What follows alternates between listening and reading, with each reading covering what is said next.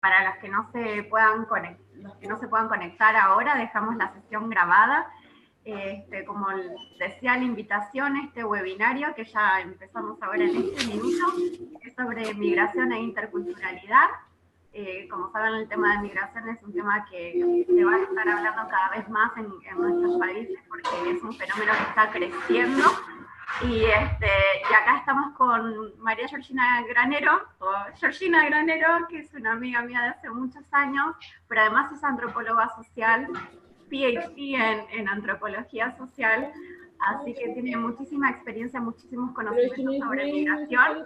Ha trabajado el tema no solamente en Argentina, sino también en Ecuador y en España, así que las voy a dejar con ellas para que hagamos esta presentación, entonces así nos cuenten más sobre migración y cómo la podemos trabajar para asegurar que tenemos comunidades más armoniosas y con mejores estándares de convivencia. Bueno, muchas gracias, Maricruz, por la presentación. Voy a intentar armar una pequeña presentación para que se pueda ir siguiendo mejor y bueno, a ver si voy bien con el sistema compartir pantalla. Un segundito. ¿Se ve? Sí. Ah, bueno, muy bien. Bueno, como sabrán, hablar de la migración, la inmigración, lugares, pero nadie puede tener la voz cantante en esto. Yo simplemente quise traer un poco de la experiencia mía desde un lugar de investigación a un lugar de intervención, en el cual estoy ahora, desde la mediación intercultural. Entonces, un poco fue armar esta presentación esperando que les sirva, que aporte algo, y recorriendo, haciendo un resumen de ese recorrido que empieza en Argentina, investigando desde un enfoque socioantropológico, una migración limítrofe concreta, que es la migración paraguaya hacia una ciudad intermedia, como es Rosario, y en un contexto muy concreto barrial, que podría tomar las características de lo que se llaman las zonas periféricas, por el desarrollo de Rosario, la industrialización y el cordón que se hace alrededor, como sucede en Buenos Aires. Y desde ese lugar empezar a un poco traer las cuestiones que me dieron lugar a reflexionar y a pensar cómo se piensa justamente la migración. Y la segunda parte, plantearles un poquitito de lo que estoy haciendo o colaborando con una asociación local, también asentada en un barrio, que también tiene unas características similares en relación a ese centro de la ciudad, y con un montón también de discursos dando vueltas en torno a la migración, que es un contexto totalmente diferente en España, en una ciudad como Toledo, y desde la mediación intercultural. Así que bueno, empezando por el principio, contarles que nos encontramos, supongo yo que ustedes en sus experiencias también, con una migración que es un fenómeno súper complejo, amplio, que no podemos caracterizar de una sola manera, pero luego nos encontramos con que tanto los medios de comunicación como en los comentarios de vecinos, como en el contexto que nos movamos, con determinadas formas de nombrar a los migrantes, ya sea como migrantes económicos, ya sea como vinculados al gasto público, ya sea incluso como una amenaza, ya sea como invasión o ya sea como ilegales. Hay una cantidad de formas de caracterizar y de nombrar la migración que contienen en sí una serie de paradigmas que han ido surgiendo históricamente y que, claro, no se transparentan inicialmente en estas categorías, ¿no? Pero parecieran que son un poco diferentes, pero están bastante en esa confusión donde aparece lo económico, la decisión individual, donde aparecen cuestiones identitarias, cuestiones de derecho y no derecho, realmente están un poco más vinculados de lo que aparenta, ¿no? en estos discursos. Así que bueno, yendo un poco a la parte académica, y sin quererme extender demasiado en esto, sí decirles que en esta búsqueda de cómo se nombra la migración, cómo se aborda la migración, me he podido encontrar con autores que si tienen tiempo y les gusta indagar en esto, se los recomiendo desde ya. Gran parte de lo que voy a decir está sentado en él, que se llama de Malik Sayad, o Sayad. Es un franco-argelino, y que en el contexto en el que estuvo, que estudió sociología con Pierre Bourdieu, él vivió tanto la guerra de independencia de Argelia como su propia inmigración a Francia. Y esa doble situación entre academia y vivencia personal le ha hecho dar, desde mi punto de vista, una de las visiones más completas y profundas del fenómeno migratorio en primera persona, pero a su vez como estudioso, ¿no? Entonces él plantea que esto que abordamos nosotros como inmigración, como fenómeno, de la manera en que se lo ha estudiado, de la manera en que se lo ha caracterizado como flujos económicos, como cuestión de mercado, como cuestión de fuerza de mano de obra, incluso como cuestión de problema o de costes, de beneficios, etcétera, tiene un origen concreto, histórico, hacia mediados del siglo XX, donde, como la propia antropología y otras disciplinas sociales que emergen de países y de contextos donde hay un cierto poder, porque el conocimiento también lo es un instrumento de poder, la inmigración nace en la medida en que se plantea como un objeto político, social y académico. Nace se anuda esta cuestión de lo académico junto a la inmigración como un objeto político de intervención y como un objeto social. Y plantea dos grandes cuestiones que la inmigración se aborda desde los países centrales, por llamarlos de alguna manera, y por lo tanto se aborda de una manera despolitizada, porque justamente se trabaja como algo a gestionar o algo a manipular, pero no desde la vivencia, por supuesto, de las personas inmigrantes. Y planteando grandes cosas, que son las que luego sí me pude encontrar muy bien, tanto en las lecturas que se pueden hacer de la migración, como en el tratamiento más desde lo cotidiano y más desde los propios migrantes, que es lo que él hablaba de reducirlo al campo de la moral, que luego lo vamos a desarrollar un poquito más. Era, o lo tecnificamos si hablamos de flujos, si hablamos de mercado y hablamos de cuestiones de enfoques económicos y demográficos, o lo reducimos al campo moral,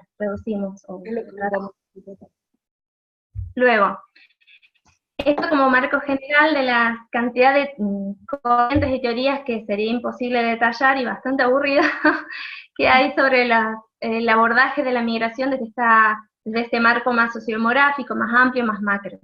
Por otro lado, y de la mano de la cantidad de tradiciones que también hay de revisión dentro del campo socioantropológico, quería destacar en esta placa una cantidad de revisiones que se han hecho, más allá de Sayad, todo esto, así que fue bastante también adelantado los tiempos, porque cuestiones que se plantean a partir del 2000, más o menos, que es la crítica al nacionalismo metodológico, él ya las había abordado en los años 70. Pero era un intelectual que no se lo conoció, salvo cuando a partir de los tanto Pierre Bourdieu, que tiene un poco más conocido, retoma su obra, ¿no?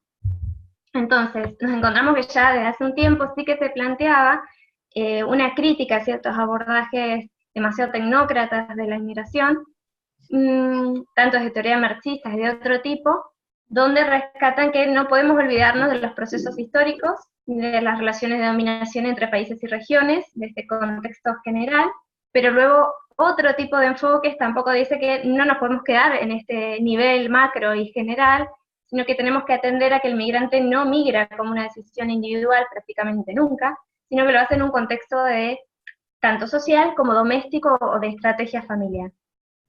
Por otro lado, luego vienen sucesivas revisiones que hablan de que bien, todo esto está interesante, pero nos estamos olvidando del papel activo de los migrantes y de toda su producción de estrategias, de toda su producción de identidades.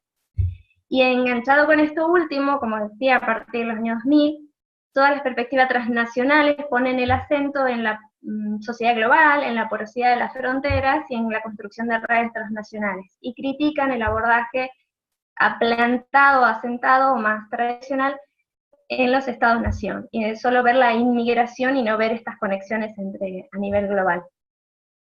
Bien, ¿cómo lo plantea me interesa a mí traerlo, como tomarlo en mi caso para cuando realicé la investigación, planteé la inmigración como un hecho social total, y fue un poco no sé si dijeron algo.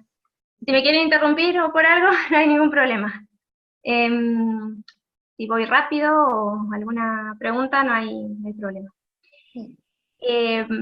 Toma un concepto antropológico también, de la antropología más clásica, que es el del hecho social total, para poder pensar la inmigración de esta manera bastante más compleja y más interrelacionada de lo que se venía planteando. Acuérdense que además se estaba hablando en el año 60, 70, donde los enfoques son mayormente de este estilo, más sociodemográficos. Él está viviendo un contexto de colonización, y bueno, toma esta herramienta de la antropología, que es el hecho social total, que viene de nada que ver de otro tipo de fenómenos, que era un intercambio muy particular que se sucedía en las islas del Pacífico, y que Marcel Mauss, uno de los primeros referentes de la antropología francés, habla de que hay ciertas instituciones que comprometen prácticamente toda la vida social. El intercambio en este caso no era solo una relación entre poblaciones distanciadas, sino que también hablaba de la forma en que se organizaban para casarse entre ellos, de la forma en que realizaban ciertos rituales y creencias, de la forma política que tenían de organizarse. Entonces habla de un hecho social total, porque hay todo tipo de instituciones de la sociedad y es necesario estudiar su interrelación. Desde la migración esto lo podemos encontrar en la medida en que, como luego lo retoma Sayat, es todo el Estado el que se piensa a través de la inmigración. No solo se define a través de la soberanía del territorio, sino de la propia definición de la inmigración. Recurre a la inmigración como parte, y a la extranjería, que aquí en España se llama de esa manera, como parte de su definición. Y iba a retomar esto que plantea Sayat para meter un poco su planteamiento de cómo nosotros somos sujetos estatizados, nos recorre absolutamente, y estas fronteras que pueden ser porosas en algunos sentidos y en otros no, sin embargo, toda la lógica del Estado-Nación sigue sumamente presente en nuestra forma de ver el mundo, en nuestra forma de relacionarnos, en nuestra forma de generar exclusiones o inclusiones. Maurice Godelier, que es otro francés que retoma en lo de hecho social total, le agrega en que estos fenómenos que comprometen a todo tipo de instituciones también generan una representación de la sociedad en la que vivimos como una totalidad. Y que en nuestro caso, en el caso de la inmigración y en el caso de los estados-nación, que como digo es un elemento constitutivo de los mismos, se plantea como una comunidad imaginada, sobre todo la nación. Pero claro, es algo imaginado que lo tenemos tan naturalizado que cuesta pensarlo como un artefacto cultural. Este es Abdelmalik Sayat, para presentárselo, para quien quiere pegar un poquito más en su obra. Y los tres grandes abordajes de la inmigración van por este lado que habíamos ya planteado un poco. La inmigración en ese contexto mundial de dominación, donde no podemos olvidarnos de las relaciones norte-sur, básicamente, y también la inmigración como emigración, por eso la barrita entre inmigración, o algunos autores prefieren hablar directamente de migración. Porque él lo vivió y lo ve, y planteaba cómo, claro, el origen del abordaje de la inmigración académicamente solo lo hacía, y lo sigue haciendo por mucho tiempo, desde lo que generan los inmigrantes en el propio país. Había muy poco cuestionamiento, luego lo empezó a ver, sobre por qué las causas de la emigración en los países de origen y lo que generan los procesos inmigratorios, el retorno o cuando no hay retorno en dichos países y en dichas sociedades. Y esta posibilidad de verlo como emigración e inmigración también forma parte de pensarlo como un hecho mucho más global, más total a la inmigración. Y una parte que es la que yo profundizaría un poquitito más aquí, porque me parece interesante pensándolo desde el enfoque que pueda llegar a aportar algo al trabajo así más concreto con inmigrantes, es pensar la inmigración desde los propios inmigrantes. Y esto es lo que comentaba antes de cómo él en su momento, en los años 70, se adelanta muchísimo a su tiempo, y también porque lo vive en primera persona. Él plantea que también, como todo, ha tenido sus propias críticas, pero creo que hay mucha validez de esto en casi todas las experiencias migratorias. Que la experiencia migratoria se vive como una doble ausencia, por lo menos en principio. Se vive como a través de una contradicción fundante, así como la inmigración plantea al Estado enfrentarse a su propia contradicción constitutiva. Por esa misma razón de ser un sujeto estatizado, transita la inmigración a través de una doble ausencia, que es una presencia y una ausencia incompleta. De no hay presencia en un lugar que no sea ausencia en el otro, tampoco puede haber una integración, como se diga, inclusión, o como se quiera llamar, que me permita estar en un lugar sin desintegrarme, lo dicen esas palabras, desde el otro lugar. Y eso implica toda esta serie de contradicciones que tienen que ver con querer pertenecer a un lugar sin dejar de pertenecer al otro, que implica incluso habla de una mistificación, de una posibilidad de pensarnos y repensarnos en un esfuerzo de intentar repensarnos y renombrarnos en el contexto en el que estamos como inmigrantes. Y ahí me pongo yo también pensándome a mí misma como inmigrante. Hay esto que todos podemos ver, hay un choque y un cambio desde lo cultural, desde la pertenencia, desde el hábitus, desde el hábito, de las costumbres, de las formas de ser, que se pone en juego, pero también en tanto sujeto político, porque esto que quizás en primer momento no aparece, en la medida que los inmigrantes van permaneciendo en esa sociedad de destino, cada vez se hace inevitable pensarse o repensarse en esos términos de sujeto de derechos, de qué derechos, y bueno, y de eso va un poco la historia, ¿no? A partir de acá, él plantea dos grandes formas de estrategias identitarias que las toma de quienes hayan hecho algo de sociología de Goffman, del interaccionismo. Él habla en un contexto dramático, acuérdense que Francia quizá no es el modelo de, como había planteado Maricruz al principio, no es justamente el mejor modelo para referenciarnos en una sociedad diversa y que vive feliz en su diversidad. Ha sido el tratamiento de su diversidad constitutiva, ha sido un modelo bastante duro, segregacionista, y que de hecho actualmente tiene una cantidad de conflictos impresionantes. Él vive esto, y lo vive como una persona que sale de la ex colonia, que va a Francia y que tiene que renunciar a su propia nacionalidad si quiere adquirir algún derecho en la sociedad francesa. Y vive el estigma y vive la parte dura, digamos, de esto, ¿no? Entonces plantea en ese marco dos posibles estrategias, que es la que él observa entre sus compatriotas, y que es, reconozco este estigma y por lo tanto quiero disimularlo totalmente, y que en algunos casos, no sé si les ha pasado, se manifiesta en no continuar hablando la lengua de origen, no ocultar ciertos signos de identidad, y que podría traducirse, no lo dice de esta manera, pero a un proceso de asimilación, que es lo que en el modelo francés de no gestión de la diversidad, creo yo que es lo que también un poco se alienta, ¿no? La cuestión unificadora y que tiene que ver con esta identidad nacional, que casi todos los países latinoamericanos, me animaría a decir, también está este mito de esta identidad nacional unívoca, que no tiene fisura, y de una sociedad homogénea y homogeneizada, ¿no? A través de ciertas violencias constitutivas, por no entrar en ese tema. Y por otro lado, ¿cuál es la otra alternativa? Pues reconocer ese estigma, pero subvertirlo.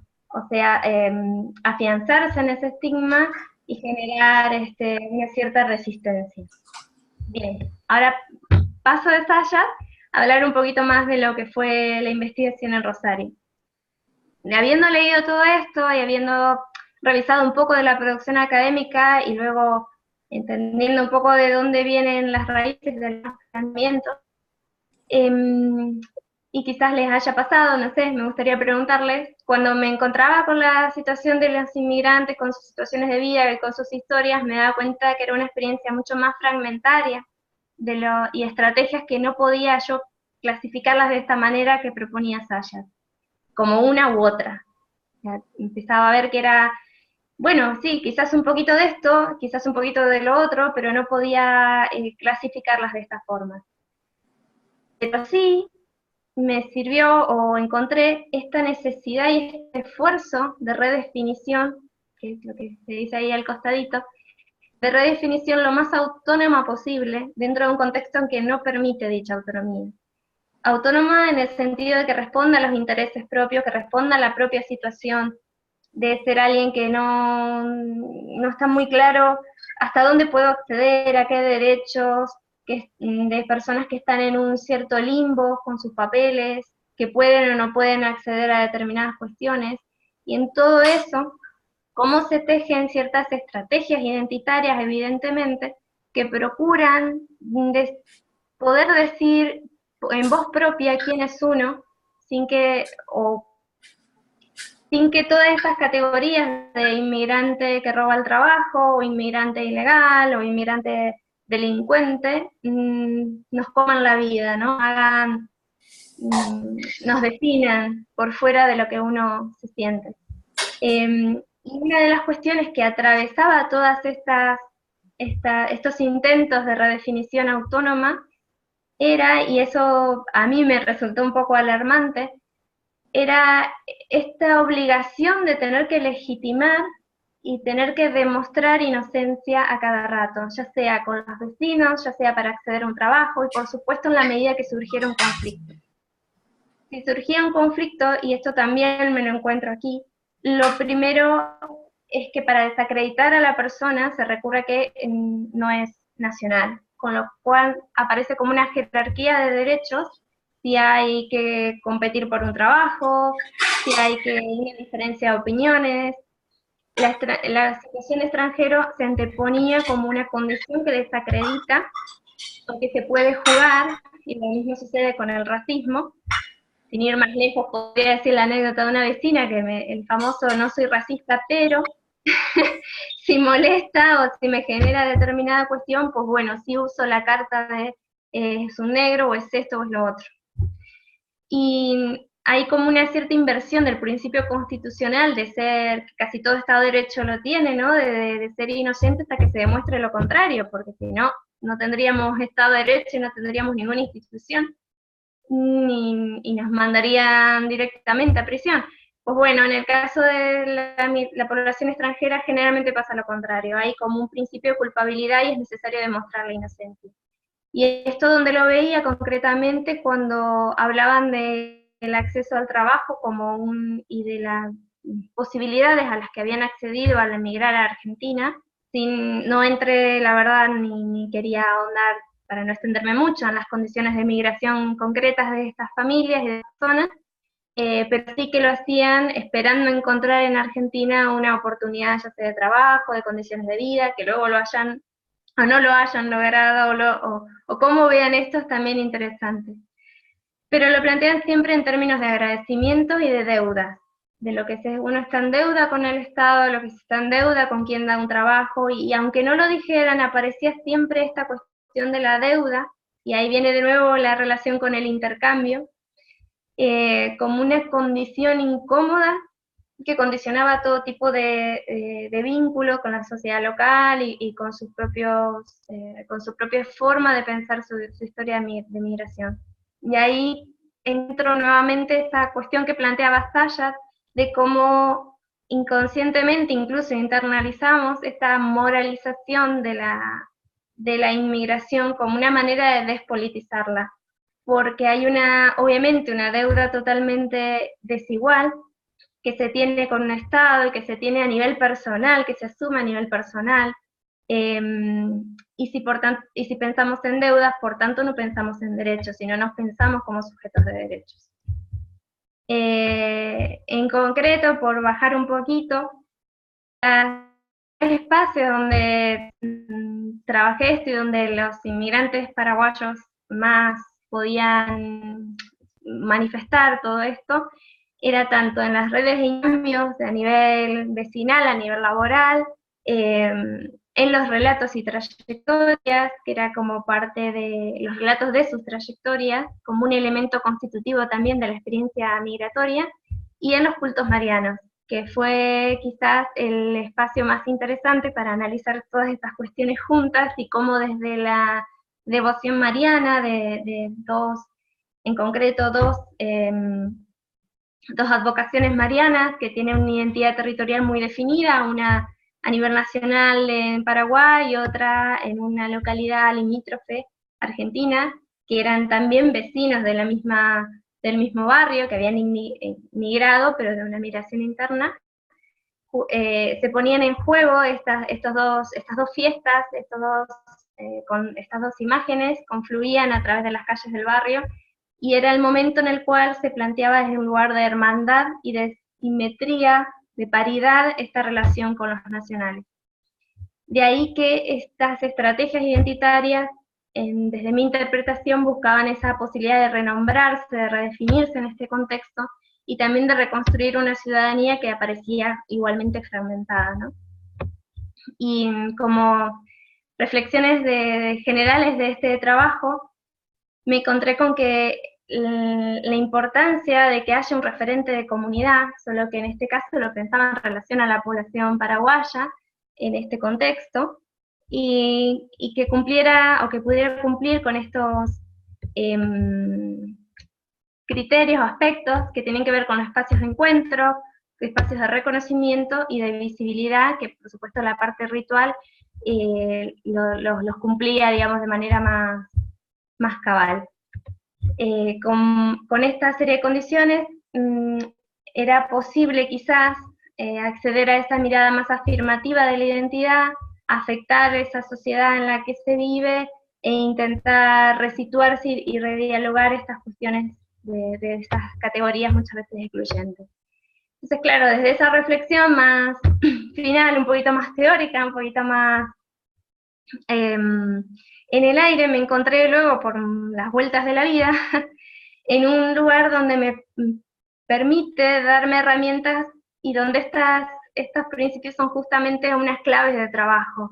Solo que la comunidad piensa no tanto a partir de grupos diferenciados, sino justamente de la comunidad que convive en un territorio, independientemente de su origen, donde el encuentro y la proximidad cara a cara es un elemento constitutivo para generar relaciones y relaciones tipo asertivo, y donde el reconocimiento y la visibilidad y la valoración son partes también metodológicas. Y por eso paso ahora a esta segunda parte, que tiene que ver con la mediación intercultural.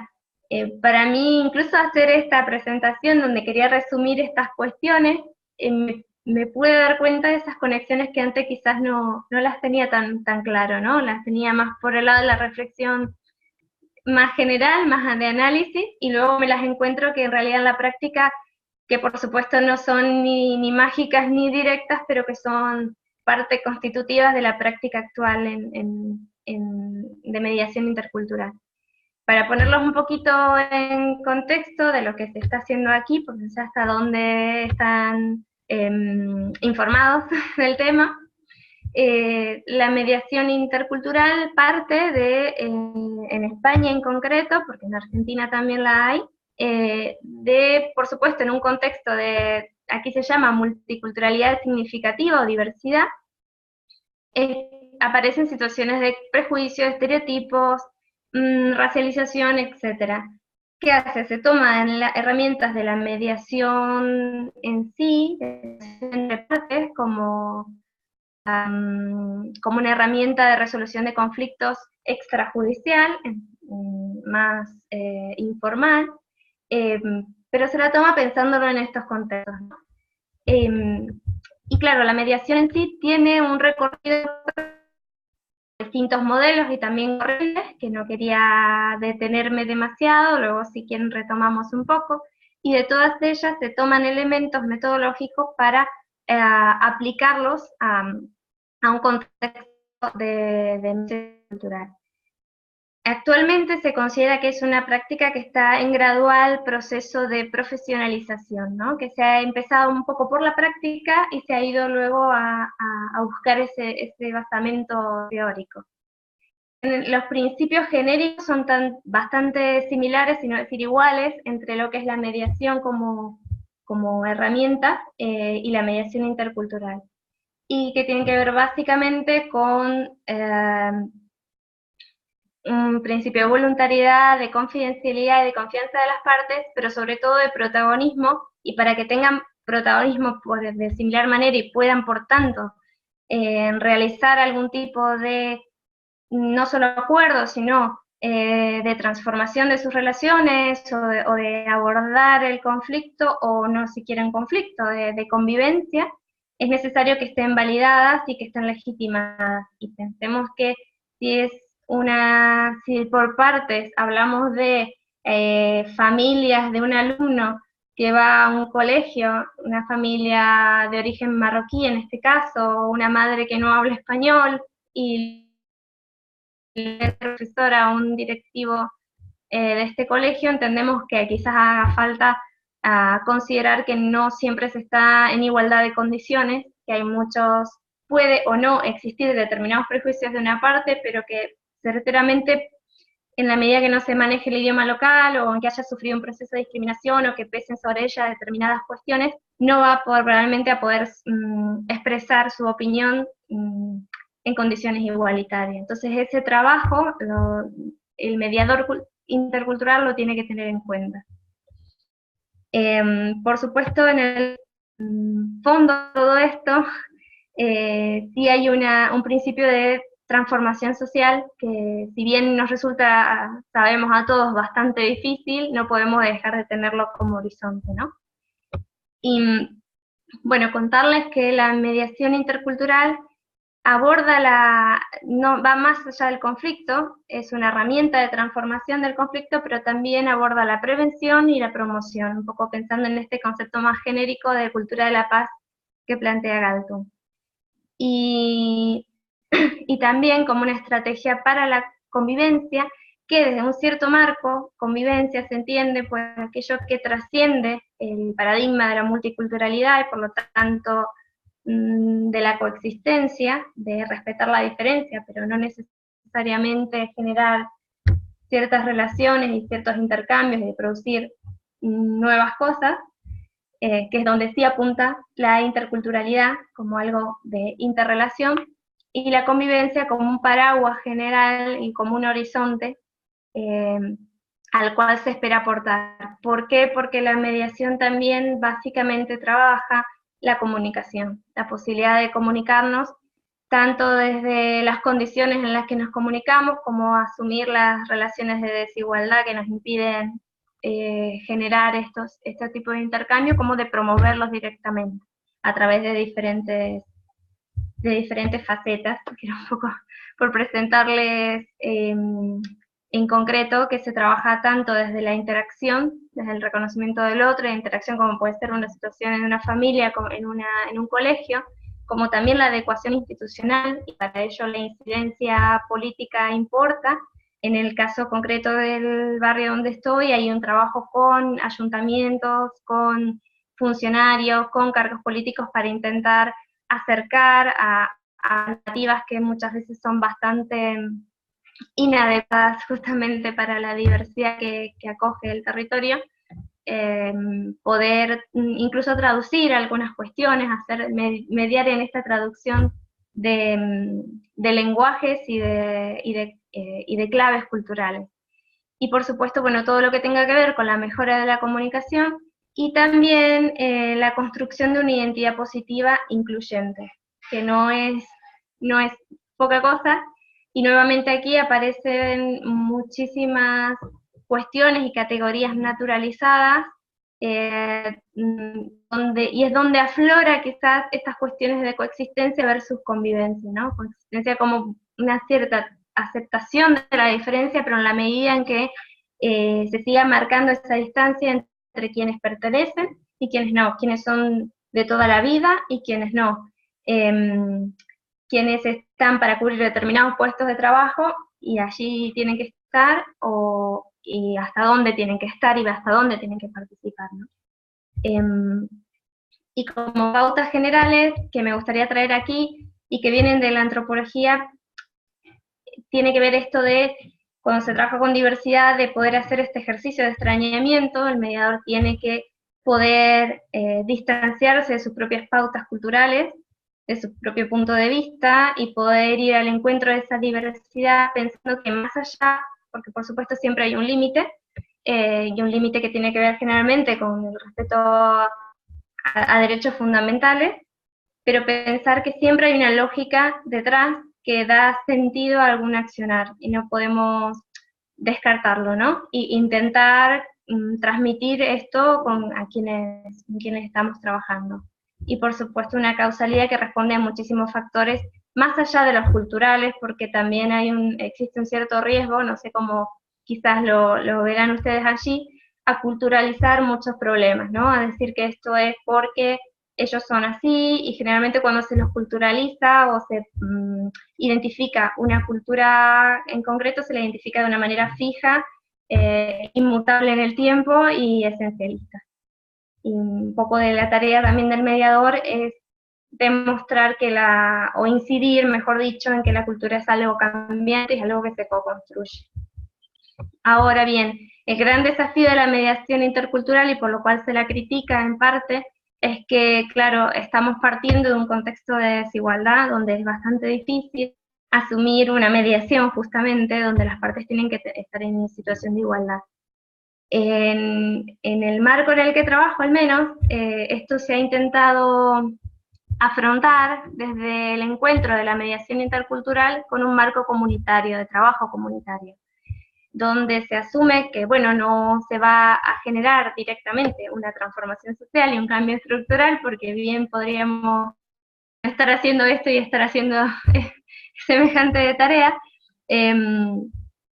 pero sí se procura generar espacios con variedad de oportunidades, tal cual lo definen los referentes del trabajo comunitario, como Marco Marchioni, y una cuestión que parece, bueno, que a mí me ha resultado bastante interesante, que es la clave de generar encuentros improbables en un trabajo como el que hacemos allí, de barrio, que al final de la presentación he traído algunas fotos de experiencias, de algunas experiencias en concreto para comentarles un poco de esto, y que puede ser quizás una puerta a un trabajo mucho más profundo. Bueno, de estas experiencias que les traía, una de ellas es el huerto comunitario, que es un huerto que se ha hecho con terrenos cedidos, y aquí participan tanto personas inmigrantes en distintas situaciones de vida y de regularización, como personas mayores, como personas con diversidad funcional de distintas asociaciones, y se ha generado un grupo bastante interesante, no sin conflicto. Justamente parte del trabajo es acompañar la construcción de estos espacios, y en la medida en que se media en relación a un determinado conflicto, se trabajan ciertas cuestiones de cómo entender algo como comunitario, donde alguien que trabaja muchísimo tiempo ahí y destina gran parte de su energía y de su día en esto, no puede apropiarse de parte de este huerto, porque en realidad es abierto y es comunitario y las decisiones son colectivas. Entonces es un ejercicio bastante interesante en una sociedad en la que, por lo menos en España y en Argentina, hay muchísimo individualismo, de poner en práctica esta cuestión colectiva. Luego, otra de las experiencias bastante bonitas que se está haciendo es la de diálogo interreligioso, donde hay, sobre todo en la comunidad musulmana, católica y ortodoxa, han podido empezar a generar ciertos lazos de comunicación, y esto ha sido en concreto un primer acto simbólico, donde se ha plantado un árbol por la paz en uno de los colegios públicos del barrio, que tiene un alumnado bastante diverso. La idea ha salido de uno de ellos, y bueno, como ven, la comunidad es bastante amplia. Muchas de las mujeres de la comunidad musulmana participan en lo que es las actividades extraescolares. Y nuevamente, esto para que pueda un poco tomar luz, va acompañado de un trabajo de mediación, tanto con el colegio como con las expectativas de cada uno de los líderes religiosos, como con las comunidades detrás de ellos. Y finalmente mostrarles dos pequeñas actividades que se han hecho en el contexto de este proceso comunitario más general, que es el intercultural. Yo soy inmigrante, yo soy polígono, y ahí viene un poco en estos lemas ese trabajo de la identidad inclusiva y en positivo. Se cuida muchísimo de lo que se dice y cómo se dice, como parte de la comunicación y de todos los sentidos que trae aparejado esto. Y por otro, el de versos inclusivos, donde se abrió el micrófono para traer desde diferentes voces y de diferentes idiomas, prosa y poesía. Son pequeñas actividades y espacios. Lo del huerto que tiene un trabajo de años, pero bueno, que quería poder concretar esto que se plantea de manera más teórica en algunas cuestiones que se están haciendo ahora. Desde lo personal, la indagación académica, la indagación de investigación nos puede llevar a ver muchísimas cuestiones, pero me había quedado un poco la necesidad de ver cómo se traduce esto en una práctica. Bueno, mi respuesta actual quizás más adelante sea otra, pero bueno, ha podido ser el trabajo desde la mediación intercultural. Y por último quería dejarles, por si luego quieren tener esta presentación, algunas referencias bibliográficas para quien quiera leer e informarse un poquito más. Así que por ahora, y para no extenderme demasiado, prefiero responder preguntas, porque si no se pone un poco pesado, ¿no? Muchísimas gracias, Georgina. No sé si los participantes tienen alguna acotación, si quieren comentar algo, si quieren hacer alguna pregunta, Georgina, sobre lo que nos presentó. Yo en realidad sí quería comentar algo, si me permiten, mientras así aparte también damos tiempo a los demás para que vayan pensando lo que quieren comunicar. Pero una de las cosas que a mí me llamó mucho la atención es que cuando yo quería hacer tu presentación y presentarte a los participantes, yo buscaba sobre la migración, importante de la migración, y en todos lados la encontraba definida como problema. Así que me gustó muchísimo lo que comentaba sobre Sayad y sobre cómo él lo experimentaba como una cuestión más social, cuando intentaba de verlo desde otra perspectiva y no verla como problema, que es como por lo general se la percibe, pensándola desde el Estado Nacional, desde la persona que está violando la frontera del Estado, o sea, está cometiendo un delito y demás, y por lo tanto se la va a terminar definiendo como un problema, cuando se ve al inmigrante como aquel individuo que está robando el trabajo de un nacional. Por lo tanto, también está infringiendo en un orden social que si él no estuviera sería mucho más armonioso, cuando en realidad no es así. Así que me parece muy interesante cómo planteaste una forma diferente de entender a la migración. Y por otro lado, me pareció sumamente interesante el tema de la mediación, ¿no? De retomar el diálogo, que al fin y al cabo la mediación es esa. Por un lado, reconocer al otro como un igual, y sentarse a conversar. Sí. Así que me parece que es un punto de partida excelente para empezar a pensar los proyectos que estamos realizando o que vamos a realizar de aquí en el futuro. Bueno, muchas gracias por el comentario. Sí, está mejor definido imposible. La mediación es eso. El tema que así como parece que pudiera ser simple, identificar al otro como igual implica deconstruir todas estas cuestiones de esas barreras, de que bueno, pero yo soy de aquí, él no es de aquí, qué papel le falta, o el idioma que no habla, o la clave quizás que no tiene de este contexto.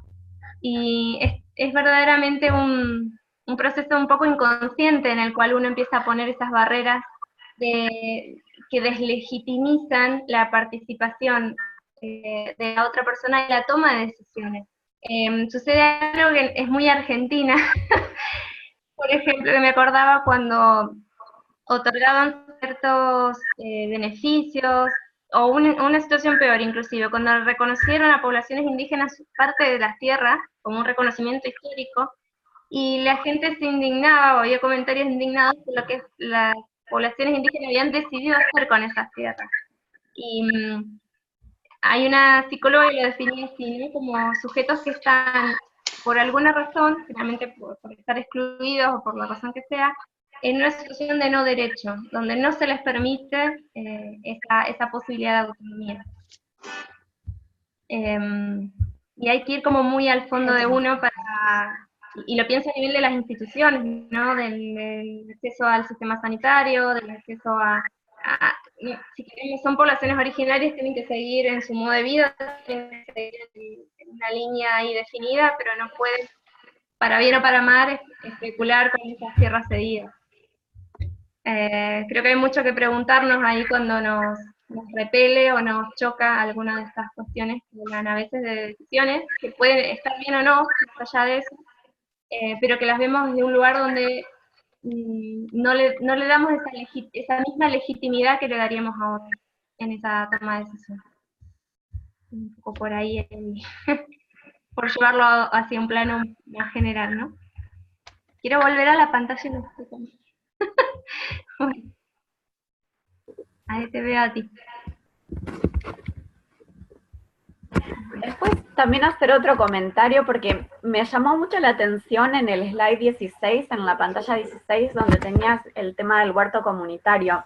Y hablando con una de las hermanas de la Fundación de Chile, también me comentaban que ellos tenían la idea de hacer un huerto, de hacer un jardín. En realidad pensaban hacer un jardín donde pudieran plantar distintas especies autóctonas de los países de origen de los migrantes del lugar. Y eso también me parece que es muy simbólico, pero también remite a lo que vos decías de reconocer, ¿no? De reconocer la identidad del otro, de dónde viene, y de festejar ese origen. Sí, las intervenciones en general son en clave positiva, ¿no? Más allá de que podamos analizar otras cuestiones, en la medida que se construye algo, se intenta hacer desde ese lugar positivo, afirmativo, y en la medida que en un marco de mediación se propone y las personas disponen, ¿no? Entonces se puede decir, proponer tanto la idea de un huerto y demás, es muy difícil que no resuene esta idea porque sí que conecta con mucho. En el caso de las propias migrantes paraguayas, mujeres en general, tenían sus propios huertos también, así que hubiera sido, yo creo que bastante interesante para hacerla en el contexto de un barrio, donde puedan trabajar con otras personas. Entre ellas mismas había una circulación de plantas como un don tal cual, como un regalo que conectaba tanto con el origen como con cuestiones medicinales, de cuidado del otro, con sabiduría, que tomada desde un buen lugar, como puede ser acogedor, como puede ser un huevo, yo creo que sí puede generar cosas muy interesantes. Y lo más interesante de todo también es lo que se genera más allá de lo que se planifica, ¿no? De cómo abrir un espacio, abrir una posibilidad, y luego genera una multitud y una cantidad de cosas porque se van dando, por el hecho de estar este huerto allí, por lo que una persona trae, otra persona trae, y terminar así en un lugar totalmente diferente y nuevo, y con personas que ni te imaginabas que iban a estar ahí. Creo que es uno de los signos de que la cosa está viva y prende, ¿no? Claro, ¿no? Es crear un punto de encuentro. Totalmente, sí. Muy linda iniciativa, y ojalá también se pueda hacer en Chile, entonces. Sí. Pues sí. Ahí me salta una duda. Sí. ¿Cómo generamos una transformación de la situación del migrante si lamentablemente nuestros estados están basados en esto que tú planteas de la desigualdad? Desde lo que tú planteaste, desde tu propio estudio, ¿es a través de solamente de la mediación intercultural? Porque nos pasa acá, por lo menos en Iquique, obviamente tenemos una situación donde el migrante o el que viene para acá tiene, y me tiene todo el sentido de esto, de uno tiene que el migrante estar continuamente reforzando de que no es un delincuente, no viene a robar, no viene a... Entonces me genera la duda porque en términos prácticos, ¿cómo hacemos para que esto cambie? Si nosotros somos una fundación que busca apoyar este proceso de transformación. ¿Cuál sería así como una estrategia técnica, metodológica? Porque si nos situamos, todo lo que tú planteas encaja, a pesar de que es un estudio súper puntual, encaja también en la realidad en la cual nosotros nos situamos. Mira, bueno, gracias por el comentario. Sí, esto era un poco, quizás lo planteé un poco al pasar, porque efectivamente lo que se critica a la mediación intercultural es que estamos en sociedades desiguales, con una desigualdad, ¿para qué decirles? No, que no necesito explicarles. Y la mediación, claro, se basa en que estemos en paridad de condiciones. Entonces, si se quiere, es una paradoja que tiene la mediación. Es una herramienta que viene muy bien para lo que decía Maricruz, para contextos, si se quiere, locales, y como también como una vocación, o en un plano más general, como bien has dicho, como una estrategia, un enfoque, donde la transformación social está en el horizonte. Ni mediación, ni ninguna otra cosa que se nos ocurra va a hacer, lamentablemente, que podamos transformar una situación estructural de desigualdad ni en 20 años. Y en eso me animo a ser un poquito pesimista. Creo que la cosa está bastante complicada en Chile, en España, etcétera. Sí que en lo concreto y en lo cotidiano aporta algunas herramientas para poder trabajar en contextos, nosotros trabajamos en contextos de barrio, ¿no? En contextos locales, e incluso con cierto nivel de administración local y de adecuación institucional, me refiero a colegios, a quien gestiona la salud, y establece barreras para que esta persona acceda o no acceda al sistema público, a quien sospecha de esta persona por esto que justamente decíamos, y no quiere darle un trabajo. Hace poco tuvimos una situación de esta, porque es rumano en este caso, y si no habla bien español, yo no sé nada. Poder mediar en estas situaciones, poder dar algún tipo de claves, poder saber cómo abordarlas, ¿sí? Para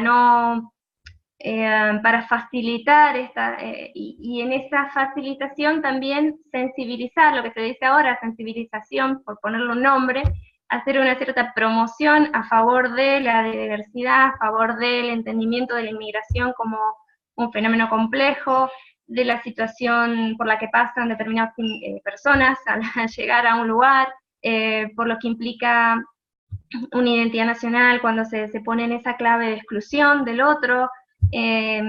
Aporta esas claves como para definir algún tipo de trabajo. Un huerto comunitario tampoco va a transformar ni siquiera una ciudad, sin embargo a esas personas le puede significar un espacio para poder ser más ellos y para poder encontrarse acogidos o generar cuestiones propias en un contexto hostil muchas veces.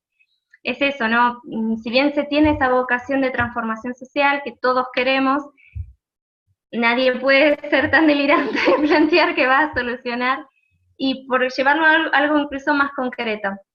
Gran parte del problema de muchos de los procesos comunitarios, y también viéndolos en un lugar crítico, porque también me gusta criticar, no es todo lo positivo, hay que poder construir desde la crítica, es justamente qué pasa con los movimientos ciudadanos. Muchos de los movimientos ciudadanos, donde hay procesos comunitarios aquí, van por otro lado, van por un lado muy reivindicativo, muy de lucha, muy de, ¿cómo se dice?, de trinchera, ¿no? Y claro, los mediadores y los que están ahí llevando adelante estos procesos comunitarios son, bueno, más apaciguados, van buscando el consenso. Y claro que hay una crítica de cuidado con exagerar el consenso, cuando a veces es necesario tomar otra posición. Ahí hay un delicado equilibrio entre un método, por decir así, un enfoque más reivindicativo, que a veces es necesario, y un enfoque de mediación que busca o va hacia el consenso. Hay momentos, y eso va un poco a criterio tanto profesional como personal, de saber en qué ocasión es conveniente una cosa y en qué ocasión no. Pero yo creo que a nivel general sí que pueden ser formas complementarias de ir llegando, ¿no? Como es la educación por la paz, como es la cultura de la paz. No nos va a solucionar todo, pero nos aporta un enfoque, y ese enfoque nos permite pensar cosas nuevas, ¿no? Que, bueno, si incidimos a nivel de un grupo de personas, a nivel de un barrio con un poquito más de ambición, creo que en mi caso al menos me doy un poco por satisfecha, porque tengo herramientas para poder actuar en consecuencia, por decirlo así, ¿no? No solo lamentarme, o no solo, que a veces me pasa, ¿no? Sentirme desbordada por la situación cuando aparecen ciertas noticias y uno se entera de ciertas cosas. No sé si te he respondido adecuadamente. Ay, no escucho. Sí, Ay. sí, me queda súper claro, súper claro. Bueno. De alguna manera ayudas a resolver, ¿cómo se llama?, un poco este dilema que enfrentamos nosotros como equipo muchas veces, porque, y reitero, las condiciones cambiaron en Iquique o en Chile, entonces obviamente todo lo que planteabas con respecto al migrante en desventaja, en esta mirada como de que el migrante tiene que reivindicarse continuamente y plantear de que él no viene genera esto, y además con todas estas trabas que están poniendo para que el migrante pueda desarrollar, se traslada por una necesidad. Y claro, obviamente surgen estas dudas también en el trabajo que hacemos diario. Entonces también es importante saber cuál es, como digamos, o a lo mejor una perspectiva distinta que no lo habíamos mirado. Porque incluso a la hora de plantearnos nosotros la labor, cuando tú dices que el sacarse la venda cultural desde lo que uno considera cultura y el otro, también es una tarea difícil. Sí, por supuesto. Aparte no es a ver cómo decirlo, no es algo ni siquiera que se puede estudiar, es algo que es un ejercicio práctico de reflexión constante, y que a veces uno se da cuenta cuando mete la pata, por decirlo así, ¿no? Cuando asume algo que te das cuenta que al otro le genera una incomodidad o le genera enojo, y a veces te das cuenta por esos signos, pero poder plantearse la pregunta de, a ver, ¿qué pasó aquí? Ya eso hace una diferencia. Y por supuesto, gran parte de generar comunicación implica generar una gran capacidad de escucha. En la mediación se trabaja mucho con todo tipo de recursos no verbales y con toda la cuestión espacial, o sea, de cómo generar un ambiente que invite, que sea cómodo, que sea relajado, atender a estas pautas culturales o atender a la situación concreta que puede tener una persona. Todo eso forma parte. Los silencios, las miradas. En mi caso, bueno, aquí tuve que aprender y sigo aprendiendo unas cuantas claves, ¿no? Porque, por ejemplo, nunca había trabajado con población musulmana. Y claro, bueno, ahí aprendiendo. También cuando me han visto que por desconocimiento quizás fui a saludar con un beso en la mejilla a un varón, bueno, nadie se enojó porque sabían que yo no desconocía esto, ¿no? Pero ya digo, la atención a todas estas cuestiones y poder transmitir que esto puede ser así a personas que lo tienen más, a que ni se lo plantean, por decirlo así, a quien gestiona en este caso una tarjeta sanitaria, o no la gestiona, o no la quiere gestionar, a quien no quiere recibir, o bueno, ni hablar ya del tema vivienda.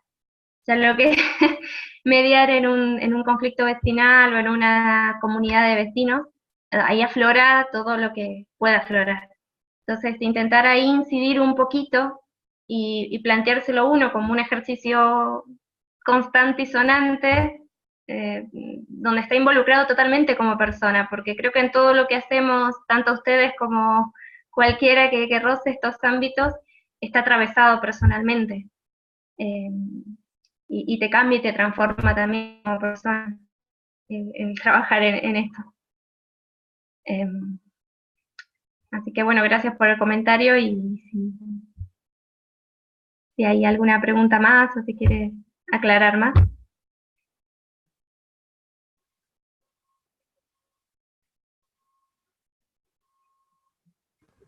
No, quizás solamente también agregar que el trabajo con los migrantes es como también muy importante para la Fundación del Buen Pastor, justamente porque una de las misiones de las hermanas, ahora que hace poco habíamos tenido una conversación también sobre espiritualidad y sobre cómo la espiritualidad permea el trabajo de la congregación, También hablaban sobre reconocer al otro como un par, sobre reconocer la humanidad en todos, así que como también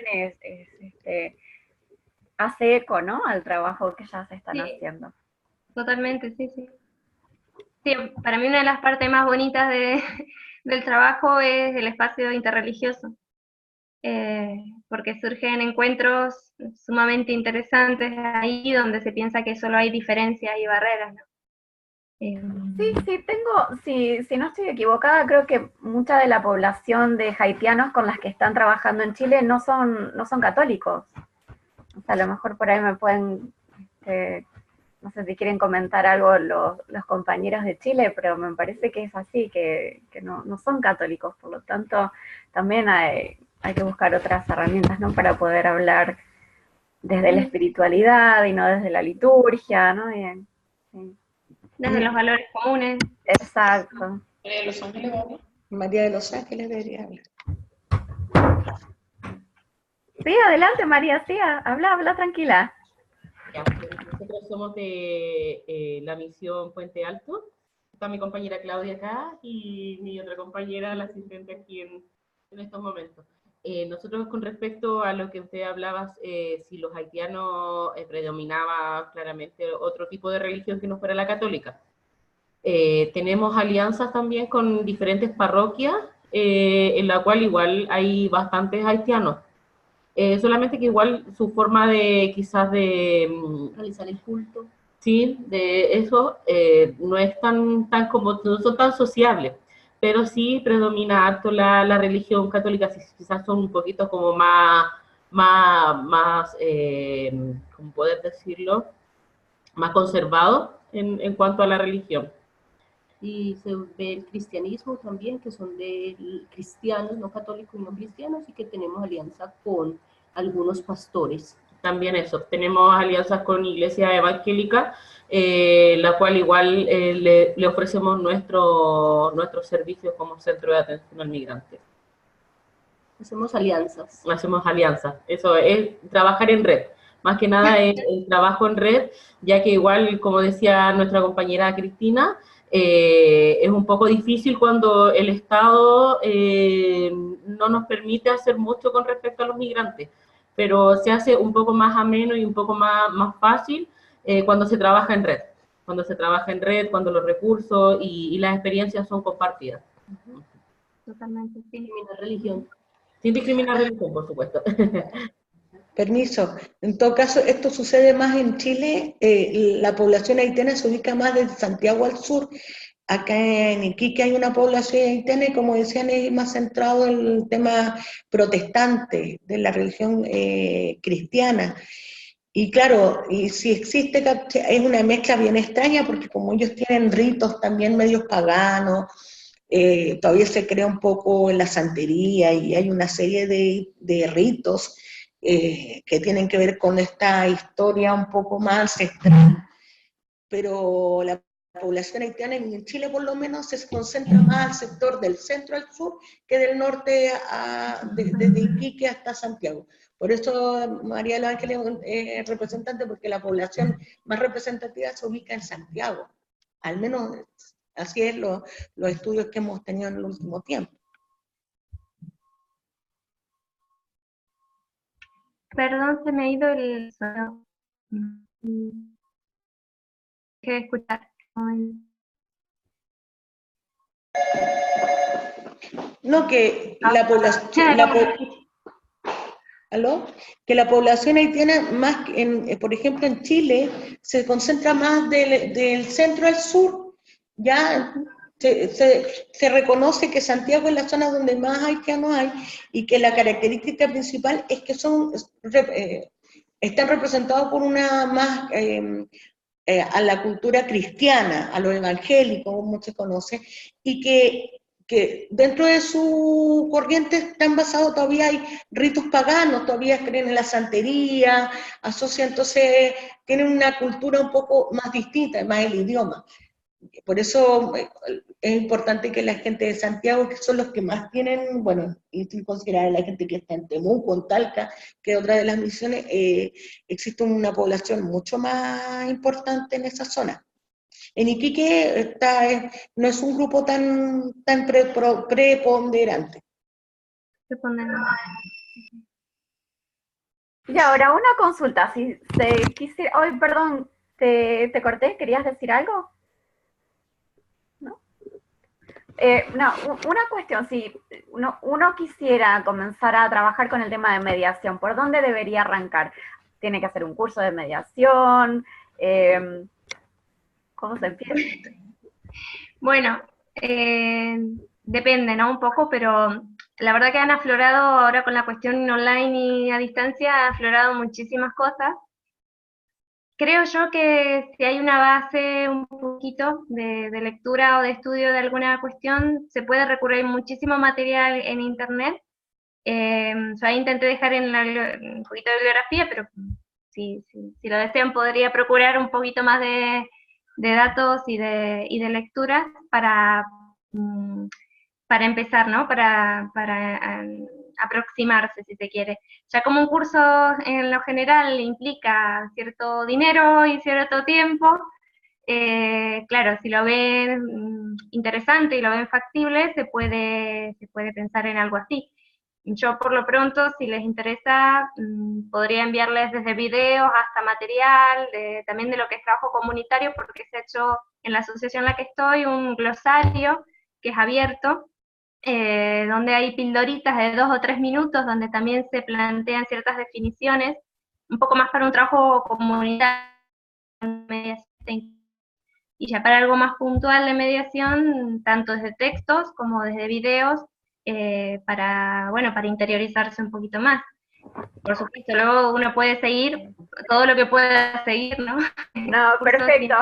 Acá en los comentarios se están diciendo, así que sí, por favor, todo material que tengas, más que agradecido de que los compartas con nosotros. Y también acá Robles te dejaba un comentario que te decía, muchas gracias Georgina, excelente tu ponencia, me invita a prestar más atención a los procesos de integración cultural como un desafío de todos los actores presentes en el contexto. Sí, así es. Sí, qué bueno. Muchas gracias por el comentario. Gracias, muchísimas gracias a vos, muchísimas gracias a todos los participantes, y bueno, vamos a seguir en contacto, y solamente cerrar y agradecerte enormemente, Georgina, por tu tiempo, por la presentación, por hacernos pensar también que el trabajo con el migrante no es asimilación, es otra cosa. Sí, es otra cosa.